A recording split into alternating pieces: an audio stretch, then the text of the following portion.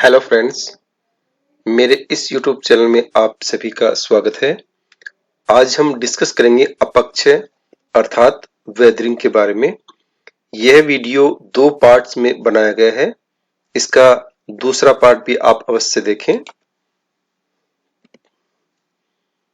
सबसे पहले हम देखते हैं कि अपक्षय कहा किसे जाता है। चट्टानों के अपने स्थान पर टूटने फूटने की जो क्रिया है उसी को सामान्य भाषा में आमतौर पर अपक्षय के नाम से जाना जाता है। Weathering is the breaking down or dissolving of rocks and minerals on earth surface. इसी में है अपर्दन, इरोजन। इरोजन से हमारा तात्पर्य है टूटे हुए चट्टानों के परिवहन अर्थात नदी, हिमानी, वायु, भूमिगत जल, सागरीय लहरें तथा टुकड़ों द्वारा आपस में रगड़ एवं उनके द्वारा कटाव की जो क्रिया है उसको इरोजन कहा जाता है। Erosion is the action of surface process such as water flow or wind that removes soil, rock or dissolved material from one location on the earth's crust and then transportation it to another location। यानी कि जो चट्टानों के द्वारा टूटे हुए टुकड़े हैं, कंकड़, पत्थर, बजरी आदि, उनको एक स्थान से दूसरे स्थान पर जो है जल के द्वारा, हिमानी के द्वारा, वायु के द्वारा, लहरों के द्वारा एक स्थान से दूसरे स्थान पर परिवहन की जो क्रिया है वो इसके अंतर्गत शामिल होती है। अपक्षय जो है ये एक स्थैतिक क्रिया है, यानी कि एक स्टैटिक प्रोसेस है, फोर्स है। स्थिति का यहां तात्पर्य है कि अपक्षय की जो क्रिया है वो अपने स्थान पर ही संपन्न होती है, जबकि अपर्दन जो है ये एक गतिशील क्रिया है, ये एक डायनेमिक प्रोसेस है, डायनेमिक फोर्स है। इसमें जो हवा है, जल है, सागरीय लहरें हैं, उनके द्वारा जो कंकड़, पत्थर, बजरी आदि आते हैं उनमें गतिशील क्रिया जो है इसके माध्यम से संपन्न होती है। और जो अन्नाच्छादन है, अन्नाच्छादन से तात्पर्य हमारा इसके अंतर्गत अपक्षय तथा अपर्दन दोनों की दोनों क्रिया है वो साथ साथ चलती है। Denudation involves the processes that cause the wearing away of the earth's surface by moving water, by ice, by wind and by waves, leading to a reduction in elevation and in relief of landforms and of landscape। यहां इस slide में हम ये देख सकते हैं कि जो अपक्षय है उसमें स्थितिक क्रिया की चट्टानें अपने स्थान पे टूटती फूटती रहती है। इस तरह की क्रिया को जो है अपक्षय के नाम से जाना जाता है। और यह है अपर्दन से संबंधित, यानी कि इसमें जल है या समुद्री धाराएं जो है वो आसपास की चट्टानों को काटती रहती हैं और अपने साथ में जो कंकड़ पत्थर भाग ले जाती है उनको भी वो काट छांट कर छोटा करती रहती है। इसमें गतिशील जो क्रिया है, मूवमेंट जो है इसके अंतर्गत शामिल है। और जो अन्नाच्छादन है उसमें अपक्षय की क्रिया भी हो रही है, अपर्दन की क्रिया भी हो रही है और दोनों की जो सामूहिक क्रिया है उसी को अन्नाच्छादन या डेनुडेशन के नाम से जो है वो जाना जाता है। अपक्षय वेदरिंग पृथ्वी की सतह पर प्राकृतिक कारणों द्वारा चट्टानों के अपने स्थान पर यांत्रिक विधि द्वारा टूटने अथवा रासायनिक वियोजन जो है डिकम्पोजिशन होने की क्रिया को अपक्षय कहा जाता है। यानी कि जो चट्टानें हैं वो अपने स्थान पर, चाहे वो यांत्रिक क्रिया हो चाहे वो रासायनिक क्रिया हो, उसके द्वारा अपने स्थान पर जो टूटती फूटती रहती है उसी को अपक्षय के नाम से जाना जाता है। साधारण शब्दों में चट्टानों के अपने स्थान पर टूटने फूटने की क्रिया को अपक्षय की क्रिया जो है वो कहा जाता है। जिनके चट्टान जो है अपने स्थान पर टूटती फूटती रहती है और इस क्रिया को ही अपक्षय के नाम से या वेदरिंग के नाम से जाना जाता है। अब हम देखते हैं अपक्षय के अंतर्गत दो प्रकार के जो परिवर्तन है वो देखे जाते हैं। प्रथम है भौतिक परिवर्तन और दूसरा है रासायनिक परिवर्तन। यहां भौतिक परिवर्तन से हमारा तात्पर्य है जिसके अंतर्गत ताप परिवर्तन, तुषार क्रिया यानी कि फ्रोस्ट एक्शन तथा जीव जंतुओं के द्वारा चट्टानों का जो विघटन है वो होता रहता है। यानी कि जो भौतिक परिवर्तन है जिसको फिजिकल और मैकेनिकल प्रोसेस कहा गया, उसमें जो तापमान या जलवायु के द्वारा जो परिवर्तन होता है, जो तुषार की जो फ्रोस्ट एक्शन होता है या जीव जंतु के द्वारा जो है चट्टानों का जो विघटन है वो लगातार किया जाता रहता है। और दूसरी है रासायनिक क्रिया यानी कि केमिकल प्रोसेसेस। इसके अंतर्गत स्थिर जल, ऑक्सीजन, कार्बन डाइऑक्साइड तथा जीवों के द्वारा चट्टानों में जो वियोजन है वो हमेशा चलता रहता है। भौतिक एवं रासायनिक कारक साथ साथ भी कार्य कर सकते हैं एवं अलग अलग भी, यानी कि जो भौतिक और रासायनिक कारकों की हमने चर्चा की है, ये एक साथ भी काम कर सकते हैं और अलग अलग भी काम कर सकते हैं। डिपेंड करता है कि जो रॉक्स है उसके आसपास का जो स्ट्रक्चर जो है किस तरह का है, आसपास का जो एनवायरनमेंट है वो किस तरह का है। इस प्रकार हम यह कह सकते हैं कि अपक्षय ताप, जल, वायु तथा प्राणियों का कार्य है जिनके द्वारा यांत्रिक तथा रासायनिक परिवर्तनों से चट्टानों में टूट फूट जो वो होती रहती है। इनकी जो अपक्षय है वो तापमान के द्वारा, जल के द्वारा, वायु के द्वारा और प्राणियों के द्वारा यांत्रिक तथा रासायनिक क्रिया उनके अंतर्गत जो है वो होती रहती है, जिससे चट्टानें छोटे और बड़े टुकड़ों में टूटती रहती हैं। यहाँ इस स्लाइड में हम देख सकते हैं कि किस प्रकार से जो भौतिक परिवर्तन है, फिजिकल और मैकेनिकल प्रोसेस है, वो चट्टानों में पहले बड़े बड़े टुकड़ों में दरार के रूप में उसको तोड़ता है और फिर छोटे छोटे टुकड़ों में उसको दरार के रूप में उसको तोड़ देता है। यहाँ पर है ये रासायनिक परिवर्तन का एक एग्जाम्पल कि किस प्रकार से पानी है, ऑक्सीजन है, एसिड है और रिएक्शन विद ऑर्गेनिज्म है, इनके साथ में जो है रिएक्शन करके किस प्रकार से रासायनिक प्रोसेस से चट्टानें जो है उनमें वियोजन की जो क्रिया है वो संपन्न होती है। इसी में हम देखते हैं अपक्षय को नियंत्रित करने वाले कारक कौन कौन से हैं। फैक्टर्स कंट्रोलिंग वेदरिंग, यानी कि जो अपक्षय है वो सभी स्थानों पे एक जैसा संपन्न जो है वो नहीं होता, या ऐसा कह सकते हैं कि जो धरातल के अलग अलग भाग हैं जिनका जो स्ट्रक्चर है, धरातलीय स्ट्रक्चर है अलग अलग, उन पे अलग अलग प्रकार से जो अपक्षय की क्रिया है वो संपन्न होती है। तो उनको कंट्रोल करने वाले, नियंत्रित करने वाले जो कारक है वो कौन से हैं। धरातल पर अपक्षय का स्वरूप हमेशा एक जैसा नहीं रहता है, हर जगह एक जैसा नहीं रहता है, यह अलग अलग स्थानों पर भिन्न भिन्न हो सकता है।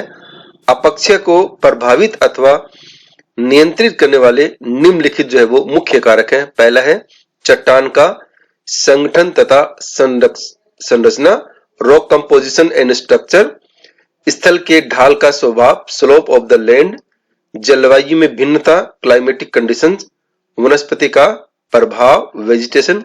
अब हम एक एक की चर्चा यहाँ पर करते हैं। सबसे पहले हमने देखा था चट्टान का संगठन तथा संरचना, रॉक कंपोजिशन एंड स्ट्रक्चर। अपक्षय प्रमुख रूप से चट्टानों में विघटन तथा वियोजन का जो काम है वो करते हैं कि अपक्षय के अंतर्गत मुख्य रूप से चट्टानों में विघटन और जो वियोजन है, टूट फूट की जो क्रिया है वो चलती रहती है। अपक्षय की सक्रियता चट्टानों की जो संगठन है, उनकी जो लेयर्स है, चट्टान ठोस है, कोमल है, लेयर्स किस प्रकार की है तथा संरचना पर जो है वो निर्भर करती है। जिन चट्टानों में परतों की जो स्थिति, जो लेयर्स जो होती है उनकी स्थिति लंबवत होती है, वहां तापीय भिन्नता यानी कि तापमान की भिन्नता तथा तुषारपात, जल तथा हवा का प्रभाव जो है वो शीघ्रता से होने लगता है और वो चट्टानें तेजी से टूटने फूटने लगती है। इसके विपरीत यदि चट्टानों के स्तर क्षैतिज रूप में मिलते हैं तो उनमें संगठन अधिक होता है तथा उनका विघटन एवं वियोजन जो है आसानी से नहीं हो पाते। यानी कि चट्टानें अगर क्षैतिज रूप में मिलेगी तो उनपे जो अपक्षय का जो प्रभाव है वो आसानी से नहीं होगा, जबकि अगर चट्टानें लंबवत रूप में मिलेगी तो उनमें अपक्षय का जो प्रभाव है वो तेजी से संपन्न होगा। उष्ण भागों में तापीय अंतर के कारण संधि युक्त चट्टानों में फैलाव तथा संकुचन होने से विघटन होता रहता है। कि जो उष्ण कटिबंधीय भाग है उसमें दिन के और रात्रि के तापमान में अंतर देखने को मिलता है। तो जहां चट्टानों में जोड्स होते हैं, संधियां होती है, वहां पर अधिक तापमान और कम तापमान के कारण से चट्टानों में फैलाव और संकोचन की जो क्रिया है वो होती रहती है, जिसकी वजह से उनमें जो एक लंबे समय के बाद चट्टानों में दरार पड़ जाती है और उनमें विघटन जो है वो टूट फूट जो है वो होती रहती है। इस प्रकार आग्नेय चट्टानों की अपेक्षा परतदार चट्टानों पर अपक्षय का प्रभाव शीघ्रता से होता है। यानी कि जो आग्नेय चट्टानें हैं, हमने पहले की वीडियो में देखा कि आग्नेय चट्टानें हैं काफी ठोस होती हैं, सॉलिड होती हैं, जबकि परतदार चट्टानें हैं आग्नेय चट्टानों की अपेक्षा इतनी ठोस जो है वो नहीं होती है और उनमें परतें भी पाई जाती है। तो अपक्षय का जो प्रभाव है वो परतदार चट्टानों पर जो है वो तेजी से होता है। अब दूसरा बिंदु है हमारा स्थल के ढाल का स्वभाव, स्लोप्स ऑफ द लैंड, यानी कि जो स्थल है उसका ढाल जो है वो किस प्रकार का है। अधिक ढालू चट्टानी भूभाग पर प्राय रासायनिक अपक्षय बहुत ही कठिनाई से होता है। भौतिक अथवा यांत्रिक अपक्षय से विघटित चट्टानें शीघ्रता से फिसलकर नीचे सरकना प्रारंभ कर देती है। इसे वृहद क्षरण या मास वेस्टिंग के नाम से भी जाना जाता है। कि जो जहां पर ढाल स्लोप जो जितना अधिक होगा उतना ही है जो वो अपक्षय की जो क्रिया है वो तेजी से संपन्न होगी। इसके विपरीत सामान्य ढाल वाले भागों में अपक्षय तीव्र रूप में नहीं हो पाती, यानी कि जहां ढाल जो है स्लोप है सामान्य प्रकार का होगा वहां जो अपक्षय की जो क्रिया है वो तेजी से संपन्न नहीं हो पाएगी। तीसरा बिंदु है हमारा जलवायु में भिन्नता, क्लाइमेटिक कंडीशंस या वेरिएशंस। भूपटल के विभिन्न भागों तथा उसकी विभिन्नता के कारण अपक्षय में भिन्नता तथा उसकी सक्रियता में पर्याप्त अंतर जो वो देखने को मिलता है। यानी कि पृथ्वी के अलग अलग भागों में जो है अलग अलग प्रकार की रॉक्स जो है या धरातलीय स्वरूप है वो देखने को मिलती है। तो उसके अकॉर्डिंग ही अलग अलग जलवायु क्षेत्रों में भी जलवायु का प्रभाव है उसके अकॉर्डिंग ही जो संपन्न होता है। उदाहरण के लिए उष्णकटिबंधीय आर्द्र भागों में अत्यधिक जल के कारण रासायनिक अपक्षय जो है वो अधिक होता है, क्योंकि जो उष्णकटिबंधीय आर्द्र भाग है उनमें वर्षा अधिक होती है, जिसकी वजह से जल अधिक होता है वहां पर। तो उसके कारण से जो रासायनिक अपक्षय है, केमिकल जो वेदरिंग है वो क्रिया ज्यादा यहां पर संपन्न होगी। इन स्थानों में आर्द्रता तथा ताप की अधिकता के कारण सभी प्रकार के जो लवण के अपक्षालक कार्य तथा घोलक कार्य अधिक सक्रिय हो जाते हैं। कि इन जो स्थानों में आर्द्रता और तापमान की अधिकता के कारण से जो घोलक कार्य है वो काफी एक्टिव हो जाते हैं, जिस कारण धरातलीय भागों में रासायनिक अपक्षय द्वारा जो अपक्षालन की जो क्रिया है, लीचिंग तथा जो घोलने की क्रिया सोल्यूशन जो है वो अधिक होता है। इससे तात्पर्य है घुलाकर बहाने की क्रिया को लीचिंग या अपक्षालन जो है वो कहा जाता है। कि जो आर्द्रता वाले भाग है जिनमें तापमान भी अधिक रहता है वो अपने साथ में बहुत सारे जो लवण है उनको अपने साथ में घोल लेता है और बहाकर आगे की ओर ले जाता है।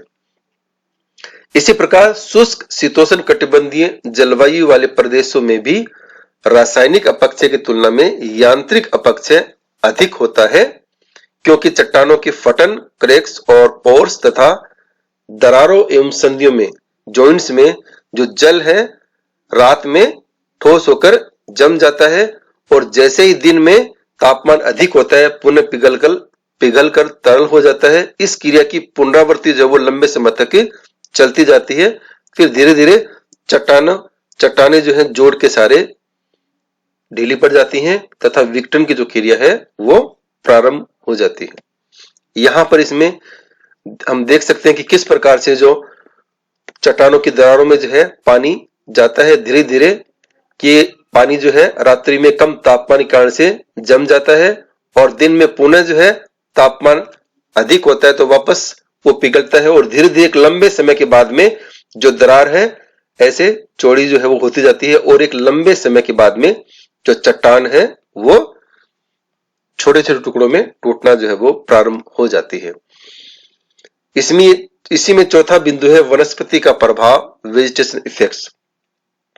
वनस्पति आंशिक रूप से अपक्षय के कारक भी हैं तथा आंशिक रूप से उनके लिए अवरोधक भी, यानी कि जो वनस्पति है अपक्षय को रोकती भी है और अपक्षय का कारण जो है वो भी बनती है। वनस्पतियां अपनी जड़ों द्वारा चट्टानों को जकड़ी रहती हैं, जिससे चट्टानों का संगठन जो है वो अधिक बढ़ जाते हैं। यानी कि जो पेड़ पौधे हैं उनकी जड़ें धरातल में जाएंगी तो जड़ें जो है रॉक्स को, जो भी नीचे सोइल है उसको बांधे रखेंगी और उससे जो है उनमें संगठन जो है वो अधिक रहता है। इसी प्रकार जिन भागों में वनस्पतियों की स्थिति होती है वहां पर अपक्षय सीमित होता है, यानी कि जहां पर वनस्पति अधिक होती है वहां पर अपक्षय की जो क्रिया है वो कम होती है। इसके विपरीत वनस्पतियों की जड़ों में कई प्रकार के कीड़े मकोड़े जो है वो होते हैं, जो कि चट्टानों में धीरे धीरे विघटन लाते रहते हैं तथा वृक्षों की जड़ों के चट्टानों में प्रवेश के कारण उनकी जो संधियां है वो चौड़ी या विस्तृत हो जाती हैं, जिससे चट्टान ढीली पड़ जाती है तथा विघटन जो है वो प्रारंभ हो जाते हैं। यानी कि ऐसे भी लंबे समय के बाद में जिन क्षेत्रों में वनस्पतियां हैं और उनकी जो जड़ें हैं वो धरातल में गई हैं, तो जड़ें धीरे धीरे क्या होता है वहां पर जो विभिन्न प्रकार के कीड़े मकोड़े चूहे होते हैं वो बिलों के द्वारा उसको खोद देते हैं, पानी जाता है और उसमें जो उनकी जो रूट्स है, जड़ है, वो धीरे धीरे विकसित होती रहती है। चट्टानों की जो जड़ है वो कमजोर होती जाती है, सूख जाती है, उससे संधियां धीरे धीरे चौड़ी होती जाती है और लंबे समय के बाद में उनमें जो विघटन की जो क्रिया है वो प्रारंभ हो जाती है। इसी के साथ में अपक्षय संबंधी जो पार्ट फर्स्ट है ये यहीं पर समाप्त होता है। इसका जो पार्ट सेकंड है वो आप अवश्य देखें, क्योंकि अपक्षय का जो पूरा जो टॉपिक है वो 2 वीडियो में संपन्न हुआ, इसलिए इस टॉपिक को पूरा समझने के लिए आप इसका दूसरा पार्ट अवश्य देखें। इसी के साथ बहुत बहुत धन्यवाद। Thank you.